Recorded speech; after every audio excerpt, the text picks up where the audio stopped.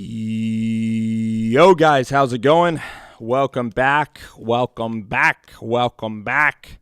the show. Everybody is here, and what's going on? So, I got my FaceTime camera. I got that camera because let me see if this works. Okay, got my FaceTime camera because my webcam, online on this type of device, it's not exactly working like the way that I, had anticipated it working. So I'm utilizing this FaceTime camera, and it's kind of annoying if you get my drift. It's kind of annoying. This FaceTime camera, it's a little bit blurrier, but again, I always could try, to install the there is, you see that picture, but I'll show you, that's what, old Rover, old Spencer would look like, but that's not exactly what we would want, right? So, we're doing AFC North Preview show. Hold on just one instance, please. I'm going to send this up here to the higher-ups so we could record the podcast, put it on iTunes for many around the globe to listen to, and we're officially live there. So welcome into the Rover Sports Podcast, just starting it out on YouTube, and this is a live show coming out for everybody. So, yeah, we are live right now, and we're going to be taking questions during this. Again, if you are listening on iTunes, go ahead and got that Andy Dalton profile picture. If you're listening to this on iTunes, you could pop over the Rover Sports, the YouTube channel, subscribe, so then you can listen to it. So, got 3 people watching right now, and yeah, Brandon Rogers, what's going on? Alex Sports Volunteer Roadshow, what is going on, Catfish? Yo, I missed, my buddy Catfish. I haven't spoken to him in like a year or two. He's starting out an awesome website, called, the Fan Pride, and he's doing it with Pigskin Pete. So that is absolutely awesome. Edwin Rivera, how are you? Burke, just one name, Burke. I think you had a longer name than that. So we're talking some AFC North tonight on the show, and oh, wow, the Tennessee basketball player, Jarnell Stokes. Is he going to be a contributor on your website? You got an interview with him.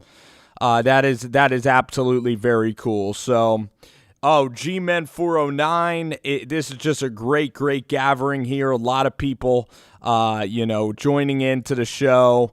G-Men 409, it's going all right. It's good to be able to, do a podcast out there with you guys. So I'm all right. I am all right. Oh, that is amazing news. Vol Roadshow. Oh my gosh. Welcome back. Oh yeah. So let's get into it. Let's talk about the North, shall we? So we got the AFC North, the Cleveland Browns, the Brownies. What's interesting about the Cleveland Browns is that, they had a very good draft. So you get the tackle Jedrick Wills, considered the safest tackle in the entire draft. You go out there and you have a pretty kick-ass offseason. I mean, you get Jack Conklin. I'm going to pull up their official I'm going to pull up their roster, okay? You have Jack Conklin. You re-sign Myles Garrett. Way much luck with that division. We're going to go ahead and win that division. They didn't even come close last year. They had a very disappointing year. They fire Freddie Kitchens, but they bring in Andrew Berry, a new GM, and now they bring in Kevin Stefanski. I think Stefanski is a decent hire for the Cleveland Browns because you got to get a coach that you're familiar with, that's safe, and that's what Stefanski is. I don't think he's going to suck like Freddie Kitchens did, okay? And also, put it this way, I think Cleveland was just a dumpster fire with Dorsey anyway.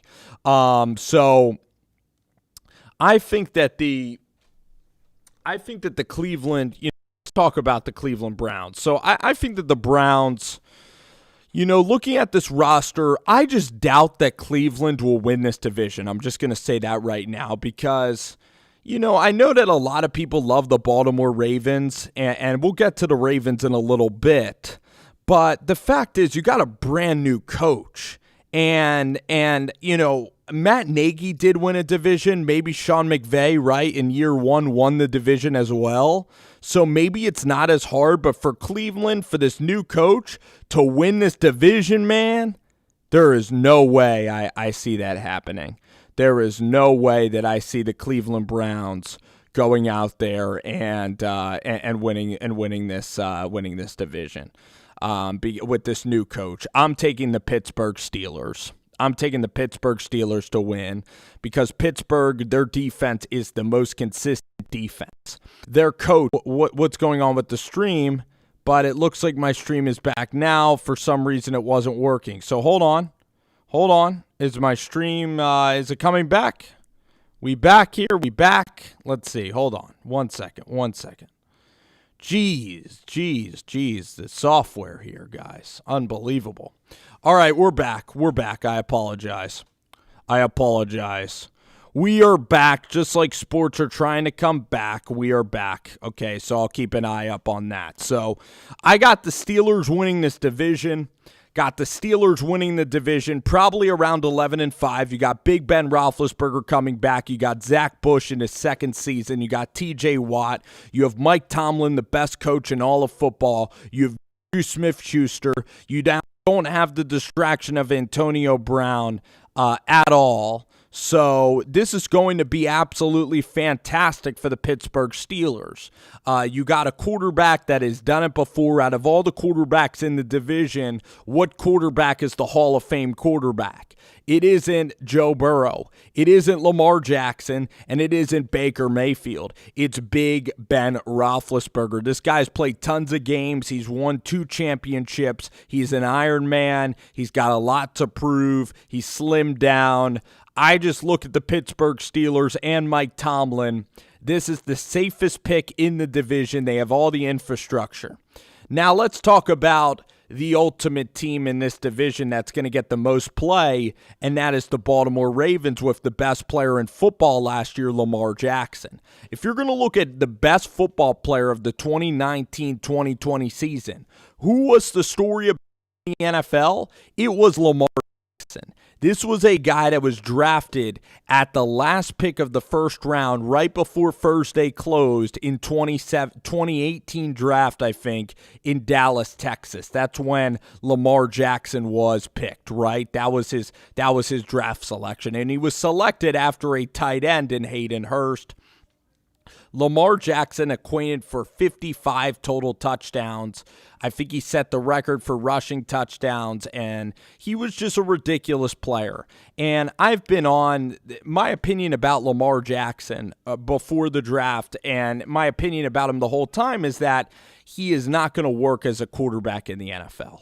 He does not have the arm strength to work. He does not have the accuracy to be a quarterback. He's a guy who runs the football. And running the football is not going to last. So that's what I said. That's what I said about Jackson. And I still have my doubts about him long term. Last year, he was the best player in the NFL. He was the story of the NFL. He was the runaway MVP.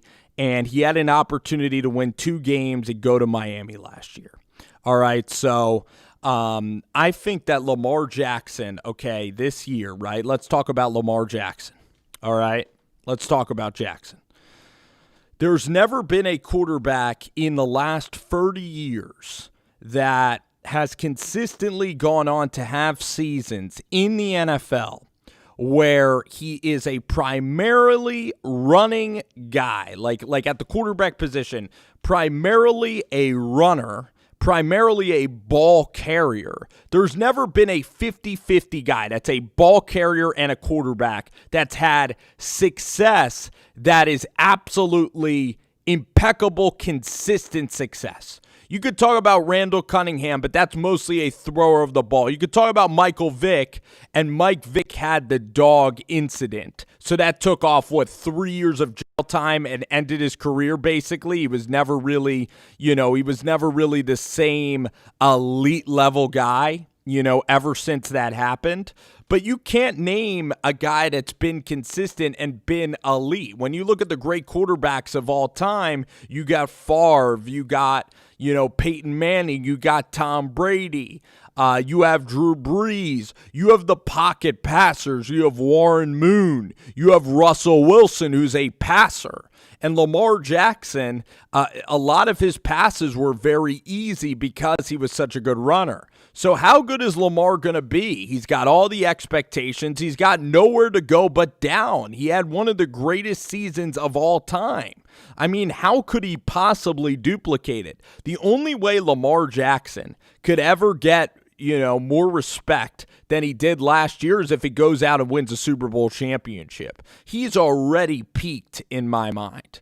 And defenses now, I mean, you've seen it. You've seen 1 year great quarterback play from very mobile guys. But then defenses get a hold of it and then they stop it, whether it's the Wildcat, whether it's, Robert Griffin III. So is Lamar Jackson going to reinvent the game? Is he going to be the one guy out of the past 40 years that at the quarterback position is the most lethal runner and the most lethal thrower ever to play the game? Is he going to be a guy that you're going to talk about and he's going to be in a category all to himself? He might be one of the greatest players then ever, not just quarterbacks, but football players, football weapons of all time, because we've never seen what he's doing from the quarterback position. And I mean this as a compliment to Lamar Jackson. Again, I think that defenses are going to catch on to him. I think the magic is going to run out. Will it run out next year?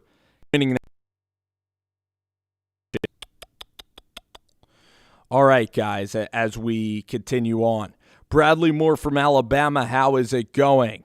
Sabrina, thank you so much, Sabrina. I will do it for every division. How about that? I don't think necessarily, Brandon. I'd say if the Browns go 8-8 with Kevin Stefanski, that's a big-time success because you got a first-year head coach. You haven't ever made the playoffs in, 15 years if you're the Cleveland Browns? You need a semblance of stability. And you can't just completely go right to the playoffs. Don't go 5-11. But if you go 7-9, 8-8, Baker has some good games, that's all Cleveland should want. You got to get close first. I mean, Cleveland's been at the bottom of the bottom. It's been disastrous. So going 8-8 is a big-time success. You got to get back. That's all you got to do. All right, get back in the. Yeah, it's good to have you guys all here. It really is. So yeah, that's kind of how I see the division. And then you got, out west, or you got the Cincinnati Bengals, Joe Burrow, Zach Taylor. For them, a successful season is 5-11. And for them, it's just, again, it's Joe Burrow, staying healthy. It's him growing, and it's this young coach and Zach Taylor. I think it's having offensive success with Zach Taylor because Zach Taylor's a guy that really hasn't had any offensive success. I mean, this is a guy that was Sean McVay's water boy. This was a quarterback's coach that just happened to have Sean McVay's phone number. This is a guy that if he was at the grocery store, you would look past 1,000,000 times. This is a guy that if you asked, even really, hardcore NFL fans, they don't even know who the head coach of the Cincinnati Bengals is. They don't even know who Duke Tobin is. So for Zachary Taylor, it's just, can you coach offensive football? Can you show your worth? And then their defensive coordinator is this Italian guy, has this like Lou Arigmu or something like that. And yeah, I mean, they went out there. They got this guy Wilson from Wyoming. Now, this guy, I'll tell you, I'll go into my John Gruden voice. I'll tell you now, this kid Wilson. Now, he's a pretty good football player. He's tough. He's from Cheyenne, Wyoming. Cheyenne, Wyoming in the house. University of Wyoming. Logan. It's a good pick from Boone, North Carolina. Chris Senor, man. How are you? Oh, and we are all about that. How about that? But we're going to come back because guess what? We always come back just like I'm coming back. We come back. We go out and then we come back.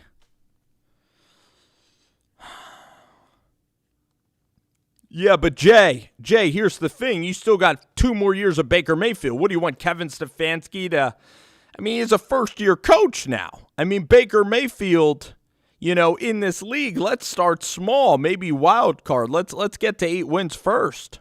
I don't think the Jags are going to tank for Trevor Lawrence. The Jags got too dang good of a defense. I mean, they have Josh Allen. They have great cornerbacks. Okay? We got to go out, then we come back. So, I'll tell you what, Chris Senor. You got to come back. Just like Rover Sports, we were out of commission for a while, and then we came back, and that's what we do. So, I mean, I don't expect this first-year coach to come in here and shock everybody. I think that Cleveland is just like the Arizona Cardinals. They just have a lot of, what Cleveland has? The Cleveland Browns, they have a lot of they have a lot of flashy players on a roster, but they have no historical success or relevance in this league. Their ownership, the Haslams, are the worst owners in the NFL. So you're bringing in a brand new coach and a coach that was a sloppy second. Freddie Kitchens got in his last year. And I'll give Kevin Stefanski a ton of credit for swallowing some pride. Now, I'm not sure how much pride it's swallowing if you're still making $2 million. I mean, I'd be passed over millions of times and still be happy to take the NFL head coaching job. But again, psychologically, they picked, Freddie over Kevin Stefanski. Kevin Stefanski comes back now, and now he's going to be the head coach there. And for Baker Mayfield, I think Baker Mayfield's a damn good quarterback in the NFL. He's going to have a great, great career. I even trust Baker Mayfield more than Lamar Jackson because I've seen Baker Mayfield's work in the NFL. He's a better thrower of the ball than Lamar Jackson. Lamar Jackson is much better than Baker Mayfield right now, but Lamar Jackson's stock has peaked. Okay, Baker Mayfield has room to grow. Lamar Jackson can't have a better year in this league. Defenses are going to catch up to Jackson. That is honestly what I think. I tell you what I think in all honesty. And in all honesty, I think that the Ravens missed their window last year. Cleveland has a decent team. You got to see about Odell Beckham. You got to see about the characters in that locker room. It's going to be tough for Stefanski. But overall, you're building well. Andrew Berry is one of the best. He's one of the best in the game already. He went out there. He got Jack Conklin on a very affordable deal. He selected Jedrick Wills in the draft. He went out and got Grant Delpit in round 2 from LSU to go and pair with the guy that they selected, at a cornerback slot last year, a guy who really struggled to tackle, also from LSU. So, I mean, these are all factors in the Cleveland Browns. What do I think about Paul Tyson, the grandson of the greatest coach in the history of football, Bear Bryant? I think that he's going to be good, but that's a loaded quarterback class, Bradley. That's a loaded quarterback class. You got the guy coming in from California, Thompson, who looks absolutely amazing. Looks like even like the next Kyler Murray there.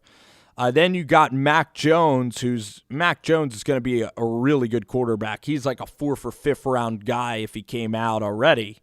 So I don't know about Tyson. I think that Tyson will have to end up transferring, but he's going to stay like 3 years because he's related, of course, to Bear Bryant. He's the grandson of Bear Bryant. Donovan Peoples-Jones from the University of Michigan. And that's a guy, Connor, that at Michigan, Shea Patterson, at the end of his career, couldn't really get it going. So that's a guy that maybe has some upside. But you got tons and tons of receivers in Cleveland, tons of receivers. But you look at the Ravens, right, and it's going to be important for them to play really well. I love that pick of J.K. Dobbins. The Ravens actually had a sweet draft. I mean, Patrick Queen out of LSU is a guy who just flashed really late. So, you know, you look at the Ravens, and they're so, oh boy. Well, Matt Judon is a pass-rushing guy. You got Humphrey. You got Marcus Peters, who you got through a trade. So, it's a talented team. Earl Thomas is old. Calais Campbell's very old. You know, Pernell McPhee, Derek Wolfe. I mean, these are old players. You're going to need some of these younger guys like Jalen Ferguson and then Chauncey Rivers. I think Chauncey Rivers is a guy that actually was in Last Chance. He's going on, Victor. Die, and then we come back. We die, we come back real quick. I'm telling you we're coming back. All right? How about it? Are we back? We should be back. And we're back. That's it. You got to stick with me. I go in and out. In-N-Out burger style. Cam Newton starting for the Pats. I think that Cam Newton, like I said in the video, you can go ahead and watch that video, made that late July. I think that Cam's only going to start like 7 or 8 games. I don't think it's a big deal at all. I don't think he's going to have a special career. But Dak Prescott, we'll talk about Dak here. Victor Jimenez asked the question about Dak. I think Dak is playing it smart. You know, he's getting $31 million. The Cowboys don't want to sign. I mean, the Cowboys would sign still the $34, $35 million. I think the Cowboys are doing the right thing. I think Dak Prescott is not a quarterback that you want to pay $38 million to. I think he's a good quarterback, but he's not an elite level guy. He is not like a Drew Lock. He's not a guy like even Garoppolo. He's not like who's like a transcendent, talent. Of course, Mahomes, Deshaun Watson, maybe. He's not even like a Russ. He's not in.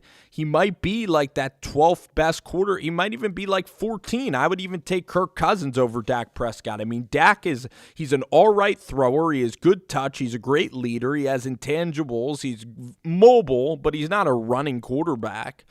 So I'd say Dak he's a good quarterback. He's good. You want to have him. But again, if you had to roll the dice with like a Justin Fields or a Trey Trask or one of these rookie quarterbacks next year, I think that that'll be fine for the Dallas Cowboys. And then you see Ben DiNucci, who's 6'2". I mean, I don't expect Ben DiNucci to come in there and be a Tony Romo who's an undrafted guy, but you have to see with McCarthy. I still would take Dak Prescott way over Andy Dalton. I mean, Andy Dalton had opportunities to win in Cincinnati. He really did. And he's been nothing but a very average quarterback. He doesn't take any chances down the field. So I got to go with Dak Prescott on that one. Chris Senor, I've definitely been following the PGA Tour. I follow it every single week. You look back at the winners on the PGA Tour, and that's like been my favorite thing to watch. I love Bryson DeChambeau. He is the perfect kind of D-bag for the PGA Tour. I love guys that everybody hates. So DeChambeau is a great golf villain. He kind of has that annoying hat. He's a guy who argues with everybody. He's very negative all the time. He's kind of nerdy, but at the same time, he's jacked. And he's hitting these, 400-yard drives. I mean, he's spectacular. DeChambeau's really fun to watch. By far the most entertaining athlete going right now is Bryson DeChambeau. Tiger Woods, pretty uneventful. Phil Mickelson here and there. But you got Jon Rahm winning. You had Thomas versus Morikawa. And listen, and then you had Daniel Berger, Webb Simpson's having a great year. So I follow that shit a lot. I love the game of golf. I play a shit ton of it when I can around where I live. So I love the sport. It's an awesome game. And the PGA Tour, I've been watching just so much of that shit lately. To say shit a lot. Shit. Bradley Moore, what do you think about Easton Stick? Again, a guy from North Dakota State. Nice kid, but just way too small. Not enough arm strength to ever be a starter. But if he's a nice kid and if he's a smart kid, he will be a backup quarterback for a while. You want your quarterbacks that are not starting to be you want them to be very unassuming personalities, okay? You don't want them to rock the boat. You don't want to have a rock star as a backup quarterback, because that's a detriment to the entire starting quarterback. That's a detriment to the team. That's why you see very bland personalities as backup quarterbacks, even though they're free agent quarterbacks that are more talented. Going forward, a big-time possibility. I could see those two really getting along. Now, Tyrod Taylor, how comfortable is he going to be with being a backup quarterback? Chris, I want to see, Herbert start by, game 3. And again, I can't wait for that training camp battle. And, Chris, this would have been a good time for your team, for the Chargers. You talk about why you want preseason football. It's fun to see quarterback battles in the preseason. We had Tyrod Taylor versus Matt Castle in Buffalo, Josh Allen versus Nathan Peterman, Sam Darnold, winning the job from McCown. So, Kyler Murray just got the quarterback. Yeah, but Kyler Murray, I know that Kyler is the same size as Easton Stick, but Kyler Murray has big-time arm talent and mobility that is just unparalleled for anybody, playing that position. So Kyler Murray's a very good quarterback. I think Kyler's getting just so much hype now with DeAndre Hopkins. That Arizona team, we're going to do the AFC West preview. But Kyler Murray, I said last year, Kyler Murray's a very, very good player. I've always been a fan of the way he carries himself, and I've always been a big Kyler fan. He's like one of the most fun quarterbacks to ever watch play the game. And yeah, a lot of guys hated on Kyler Murray. They hate on Kevin Murray. They hate on that family, but that dude's a stud. That dude's a stud. Yeah, I'm excited for Herbert too. And Chris, you got to keep in your thoughts. I mean, every NFL analyst pretty much is mocking Justin Herbert, and I just think that it's kind of BS. I think Justin's going to shut them up, and it's going to be so great. Matt Farias. I'm doing well, man. I'm doing well. It's good to see you and everybody here. Don't even know who Williams is, to be honest with you, Brad. But Matt, it's really good to see you. All right, guys, this was fun. This was an enjoyable time here.